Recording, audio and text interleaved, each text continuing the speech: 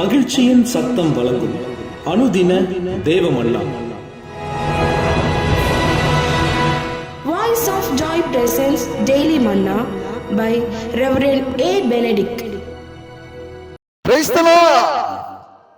God loves you so much. இன்றைய தேவ மன்னாவாக சங்கீதம் 3ஆம் அதிகாரம் 8ஆம் வசனம். ரட்சிப்பு கர்த்தருடையது, தேவனுடைய ஆசீர்வாதம் உம்முடைய ஜனத்தின் மேல் இருப்பதாக. இன்றைய மன்னாவின் தலைப்பு ரட்சிப்பு கர்த்தருடையது. ஆம், அவரால் அன்றி வேறு ஒருவராலும் ரட்சிப்பு இல்லை, அவரால் அன்றி வேறு ஒருவராலும் மீட்பு இல்லை என்று சொல்லி அப்போஸ்தலர் நடபடிகள் 4ஆம் அதிகாரம் 12ஆம் வசனம் தெளிவாய் நமக்கு போதிக்கிறது.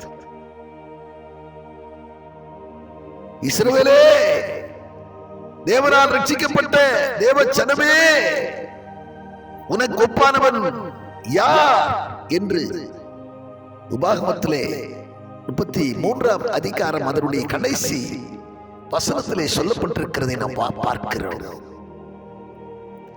ரட்சிப்பு வெளியேறப்பட்டதாக இருக்கிறது. கர்த்தருடைய பார்வைக்கு அருமையாயிருக்கிறது. ரட்சிப்பு கர்த்தருடையதாக இருக்கிறது. அவர் மட்டும்தான் நமக்காக தம்முடைய விலையேறப்பட்ட மாசற்ற இரத்தத்தையே சிந்த கொடுத்தார். நாம் மாம்சத்தையும் இரத்தத்தையும் உடைய மனுஷராய் இருக்கிறபடினாலே நம்மை போல அவரும் மாம்சத்தையும் இரத்தத்தையும் உடைய மனுஷனாக இந்த உலகத்திலே வந்து அவதரித்தார். இரத்தம் சிந்துதல் இல்லாமல் பாவ மன்னிப்பு இல்லை, இரத்தம் சிந்துதல் இல்லாமல் மீட்பு இல்லை என்கிறதை அறிந்தார். பாவம் எதுவும் செய்யாமலே இந்த உலகத்து ஜனங்களின் பாவங்களை எல்லாம் தம்மிலே அவர் சுமந்து தீர்த்தார். யாரெல்லாம் அவருடைய நாமத்தின் மேல் விசுவாசம் வைத்தவர்களாக ஏற்றுக்கொள்கிறார்கள், அவர்கள் யாவரும் ரட்சிப்பின் அனுபவத்திற்கு நேராய் கடந்து வருகிறார்கள். கேட்கிற அருமையான தேவச்சனமே, ரட்சிப்பு வெளியேறப்பட்டதாயிருக்கிறது. இவ்வளவு பெரிதான ரட்சிப்பை குறித்து நாம் கவலையிட்டிருப்போமே, ஆனால் தேவ தண்டனைக்கு எப்படி தப்பித்துக் கொள்வோம் என்று சொல்லி வேதம் சொல்லுகிறது. இப்படி 2ஆம் அதிகாரத்திலே 4ஆம் வசனத்திலே நாம் வாசிக்கிறோம்.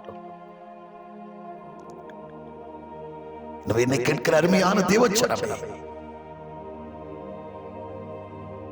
பிலிப்பியர் 2ஆம் அதிகாரத்திலே 12ஆம் வசனத்திலே சொல்லப்பட்டிருக்கிற வண்ணமாக நடுக்கத்தோடும் பயத்தோடும் ரட்சிப்பு நிறைவேற நாம் அதற்காக பிரயாசப்பட வேண்டியது அவசியமாயிருக்கிறது. விட வேண்டியவர்களை விட்டு பற்றிக் கொள்ள வேண்டியவர்களை பற்றிக் கொண்டு நாம் அவருடைய இரத்தத்தினாலே கழுவப்பட்டு மீட்கப்பட்டவர்களாய் நாம் காணப்பட வேண்டியது அவசியமாயிருக்கிறது. ஒருவன் தான் செய்த நீதி நிமித்தமாக ரட்சிக்கப்படாமல் தன்னுடைய சுய நீதி நிமித்தமாக ரட்சிக்கப்படாமல் மறுஜென்ம முழுக்கினாலும் பரிசுத்த ஆவியினுடைய புதிதாக்குதலினாலும் அவர் அவனை ரட்சித்தார். ரட்சிப்பு அப்படித்தான் உண்டாகிறது. என்னை கேட்கிற அருமையான தேவச்சனமே, ரட்சிப்பை பெற பிரயாசப்படுங்கள், ரட்சிக்கப்பட பிரயாசப்படுங்கள். நிச்சயம் உங்கள் வாழ்வு பலமாக, நீங்கள் மேன்மையை காண்பீர்கள். நீங்கள்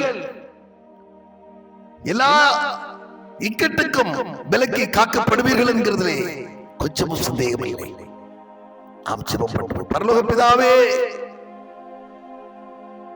எங்களை தேடி வந்தவரே, எங்களை தெரிந்து கொண்டவரே, மீட்க வந்தவரே, எங்களை காக்க வந்தவரே, அருள் நிறைவானவரே, அன்பு நிறைந்தவரே, அந்த காலத்தின் இருளில் இருந்து எங்களை ஆச்சரியமான ஒளியிடத்திற்கு வரவழைத்தவரே, உம்முடைய சொந்த ஜனமாகவும் பரிசுத்த ஜாதியாகவும் எங்களை பிரித்தெடுத்தவரே,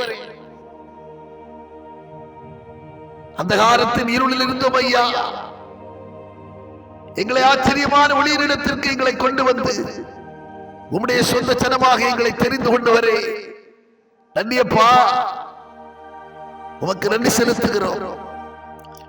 ஆண்டவரே, இந்த வார்த்தை கேட்டுக் கொண்டிருக்கிறதா நம்முடைய பிள்ளைகள் நாட்கள் பொல்லாதவர்களாய் இருக்கிறபடினாலே காலத்தை பிரயோஜனப்படுத்திக் கொண்டு உமக்கென்று பரிசுத்தமாய் நாட்களை அனுசரிக்க நம்முடைய பெரிதான ரட்சிப்பை பெறுவதிலே சிந்தையாயிருக்க அதற்காக பிரயாசப்பட வேண்டும். கிருபை செய்யுங்கப்பா. நீர் நாங்கள் இல்லையப்பா, உடைய துணை இல்லாம எங்களால வாழ முடியாதப்பா. உடைய ரட்சிப்பை பெறாதவர்கள் ஆண்டவரே நித்திய வீட்டிற்குள்ளே பிரவேசிக்க முடியாது என்கிறதை அறிந்திருக்கிறோம் ஐயா. உடைய ரட்சிப்பை தந்து ஒவ்வொருவரும் பயத்தோடும் பக்தியோடும் சேவிக்கக்கூடியவர்களாய் ஒவ்வொருவரை உருவாக்குவீராக, உருமாற்றுவீராக. உடைய நன்மையும் பெரியவும் பரிபூர்ணமான சித்தம் என்னதென்று பகுத்தறியத்தக்கதாக ஒவ்வொருடைய மனதும் புதிதாகட்டும் ஐயா. அதன் நிமித்த மறுரூபம் அடைவார்களாக. உடைய கருத்தில் எங்களை தாழ்த்தி அர்ப்பணித்து செபிக்கிறோம். இயேசு கிறிஸ்து நாமத்தில் செபிக்கிறோம் நல்ல பிதாவே, ஆமென்.